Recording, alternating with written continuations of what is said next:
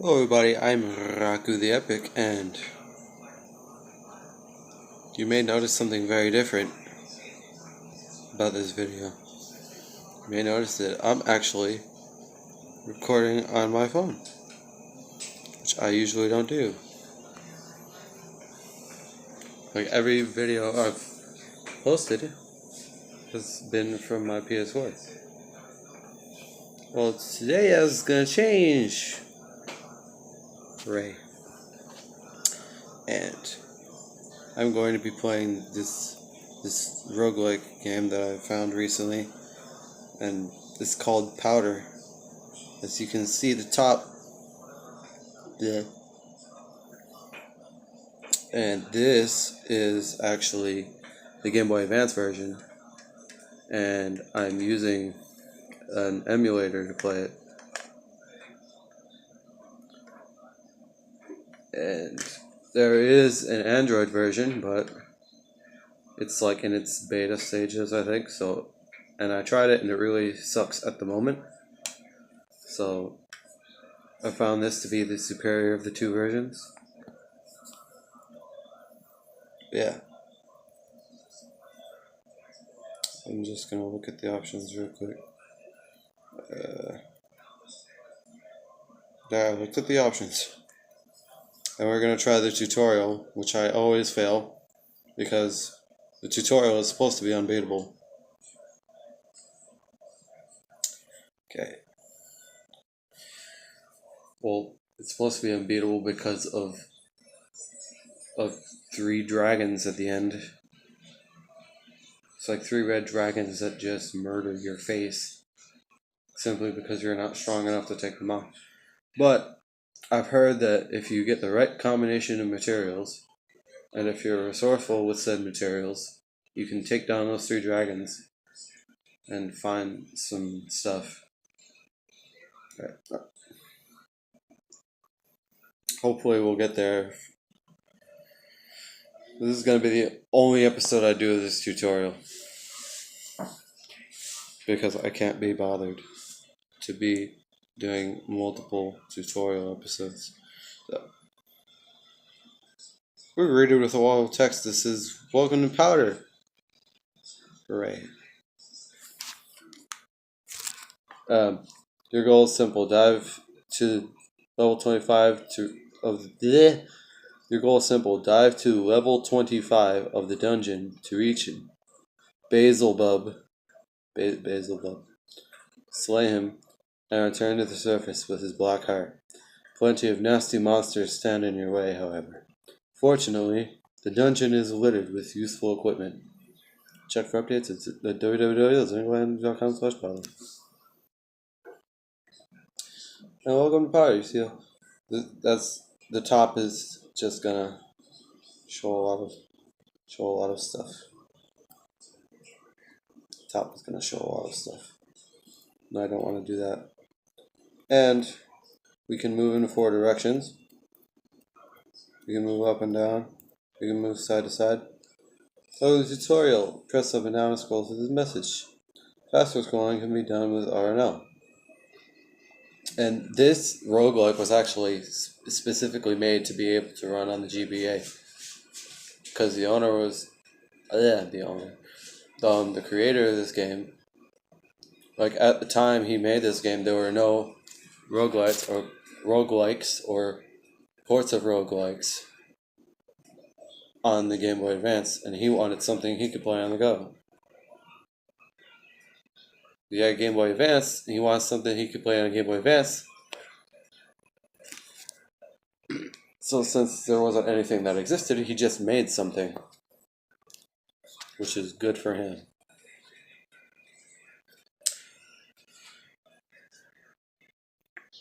I mean, I think now there are a whole bunch of roguelikes. I keep saying roguelites for some reason. That's a totally different kind of game. Maybe not totally different. Yeah. Welcome to the tutorial. Press 7 now, scroll to this message. Faster to the better. You read it all when the arrows disappear at the bottom. Buttons are on the Game Boy Advance are placed in square brackets. A and B are on the front and labeled. L and R are at the shoulder buttons on the far side of GBA. Well, it's just telling you where the fucking buttons are. If you don't know where the buttons are, you shouldn't really be using it. How should you? Duh, I can't find a button. Just kidding.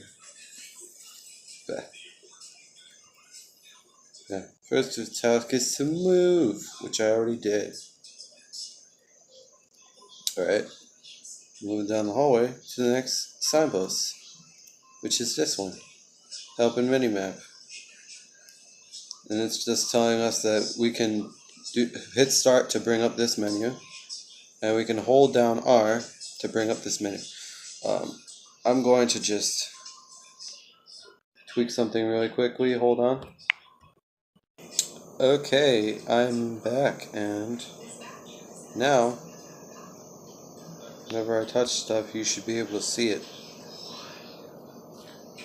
You're supposed to be able to see it anyway.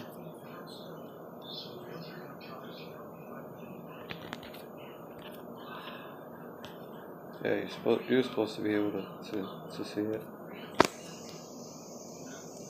You're supposed to be able to see when I touch stuff. So, let's look at this. Inventory. When you start the adventure and not wearing anything, that doesn't mean you're empty-handed. You have some equipment in your inventory. Yeah, you do. But in the real game, it's random every time. Whereas in the tutorial, it's pretty much the same every time. You start off with chainmail. Select and bring up the... Basically, it's saying that we can hit select to bring up this screen. And then we can click on this chainmail here. We can pick this chainmail here. And we can equip it on our body. So now we're wearing chainmail. Alright. Pick up. Oh no. We gotta pick shit up. So when this prompt, it's telling us that when this prompt comes up, we press A and we pick shit up. And then we can equip the longsword. Hooray. Doors. And this is telling us that to open a door, we just walk into it. And if it doesn't open the first time, we just keep walking into it until it opens. Combat. And combat works the same way as opening doors. You just walk into the enemy until they die. Come here, rat. Just walk into the freaking rat until they die. And there's a boulder. And this sign tells us, firstly, that we can push a boulder around. You can push boulders around by moving toward it. Like pressing the direction it is, and it will push it.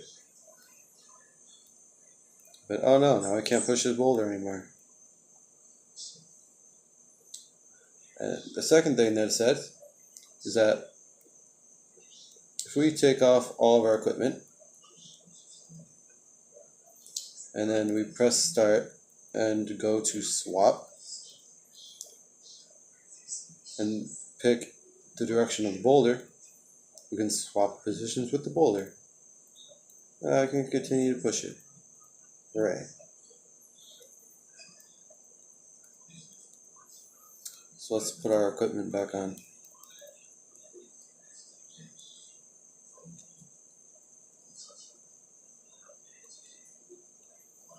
Now we open that door. And now this sign tells us that, oh, there's a whole bunch of items we can use. We can take these items and we can do various things with them. For example, we read scrolls to use them. Enchant armor. Great. And just like in any normal roguelike, you don't know what an item is until you use it or until you identify it. So that's a thing. So whatever potion I'm drinking could either be a potion of Greek fire and I spill it all over myself and catch on fire and shit, or it could be a potion of flight and I start floating and shit. I don't even know if a potion of flight even exists in. I think it does. Or is there scrolls of flight? I don't remember. For this particular game, anyway. A potion. I don't want to use this just yet. I'm going to save this for a specific room. But we are going to zap this wand. Like, first, we're going to zap it in a direction.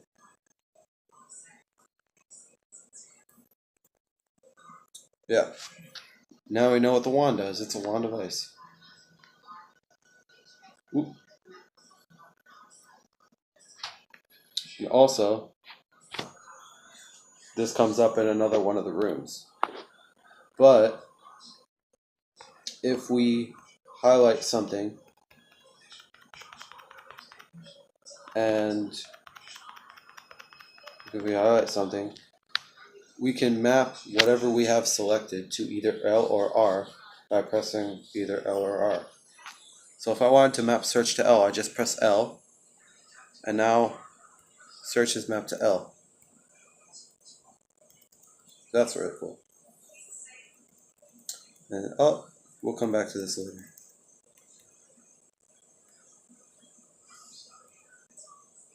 And this is where we learn about throwing shit.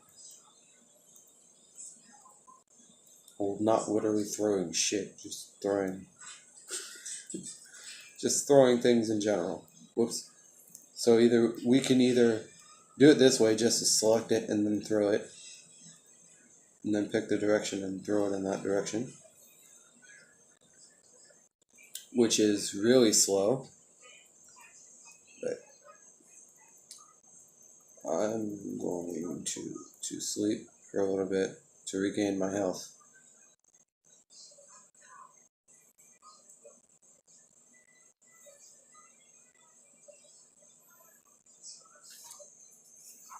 You can also regain health by just moving around a lot and just letting the turns pass. And now move back at full health. Yeah, that sign tells us that instead of just going to the menu every time to throw something, we can just go to the menu and we can quiver whatever it is we want to fire or throw or whatever. Like if we have a bow, we can quiver the ammo, we can quiver the arrows.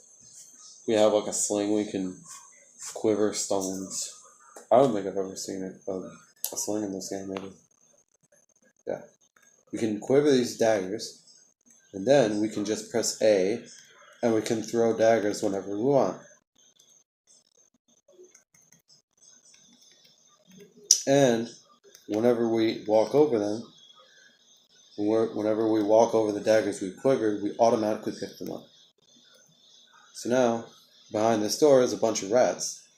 We can just throw daggers at to our heart's content. Well, we can eat rat corpses. I forgot to mention that.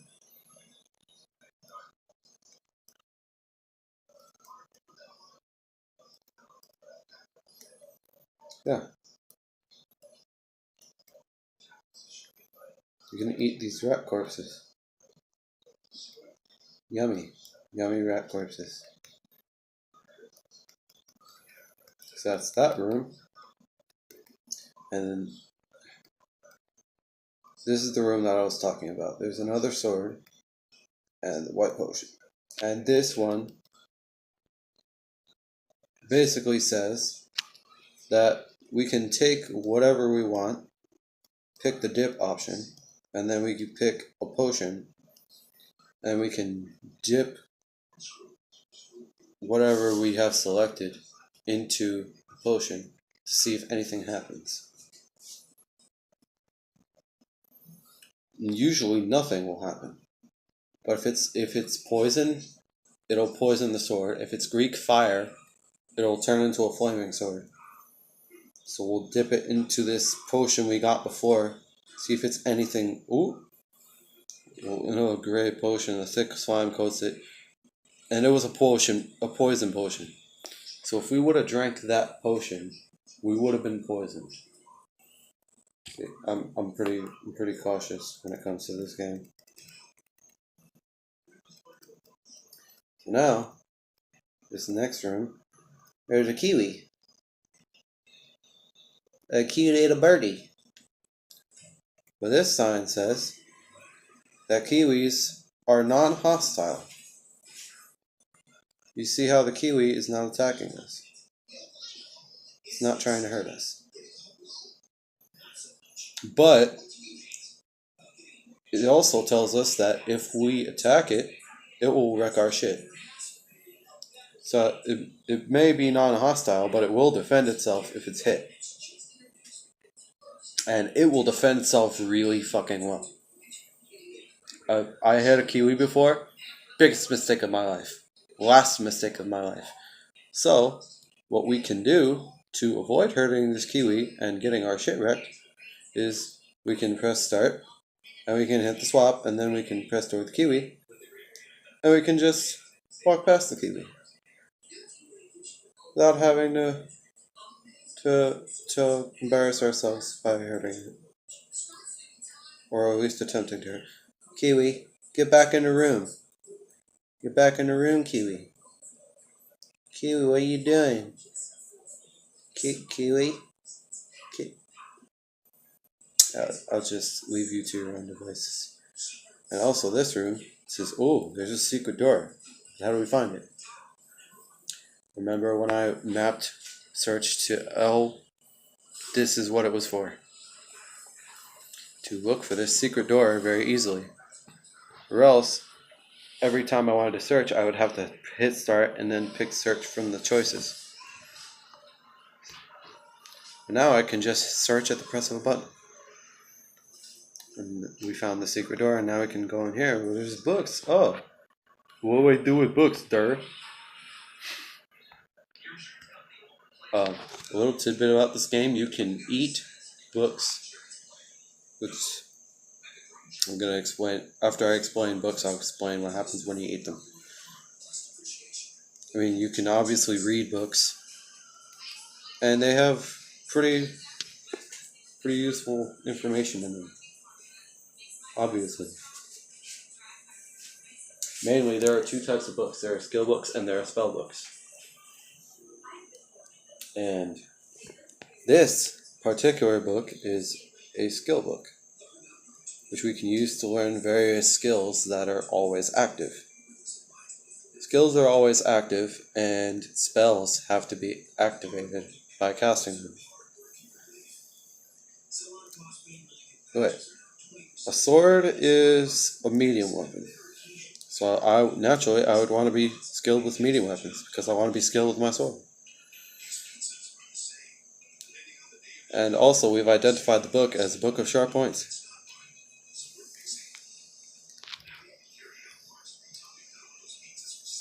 And since we have one skill point left, we'll put it into ranged weapons.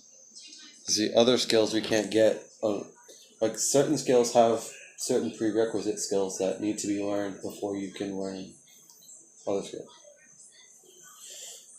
So like if I wanted to learn like a certain skill, I would have to learn a few skills before I could learn that skill. I'm going to show you what I mean. That's ranged weapons. And also, we can only learn a certain amount of skills. And as we level up, we can learn more skills. And similarly, as we level up, we can learn more and more spells. So we currently have 0 free skill points, which means that we cannot learn any more skills. Okay. Our brain is full of knowledge at the moment. Can't hold anymore. Alright, so I'm going to show you. Like bleeding wounds, for example, requires small weapons and pointed attacks. That means before I can take bleeding wounds, I have to take small weapons and pointed attacks. And there are a lot of skills like that. And there are also spells like that, where I have to learn certain spells before I can learn a more powerful spell. And also this locked book, which really isn't locked. You can just read it. And this is a spell book. And sometimes in this tutorial, sometimes you get 2 skill books, sometimes you get 2 spell books. Sometimes you get a skill book and a spell book. It's random every time. And Finger of Death requires Poison, Bolt, and Gastify. But I forgot how to just look at the spells. So it's start. Or select. Select. So this, if I want Poison Bolt, I have to learn Magic Missile and Poison Item. So what I'm going to do is I'm going to learn Magic Missile, then I'm going to learn Poison Item, and then I'm going to learn Poison Bolt. And this Cloud Kill requires Poison Bolt and Direct Wind. And Direct Wind isn't in this spellbook. There are multiple types of spellbooks, and each one has their own different spells. So my voice is not my voice, my throat is kind of hurting a little bit. Yeah, first we're going to learn Magic Missile, because why not? A kiwi! Look at kiwis right there. Hi, kiwi. Hi, kiwi.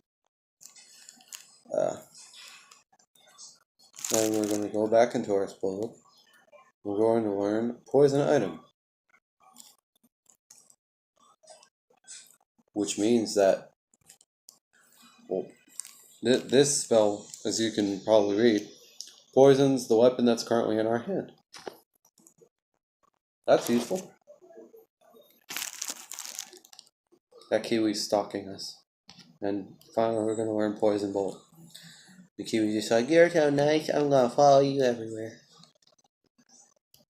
And now we can shoot. Oh, we learned our spells, and these rats are to test the spells we just learned. We shoot a magic missile. Strike the rat.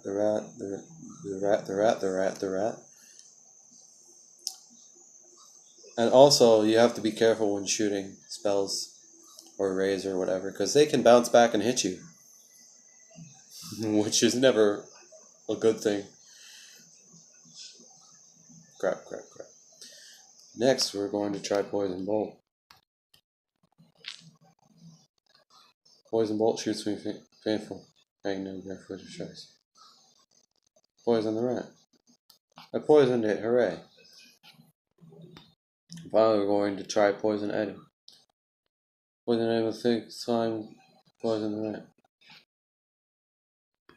I'm not going to eat that corpse, because it's been poisoned. I can slash the rat. And if it didn't die, it would have been poisoned by the poison on my sword. As you see now, this sword is poisoned, which is great. And also, this sign basically says that we don't swim too good. We're not really a good swimmer at all.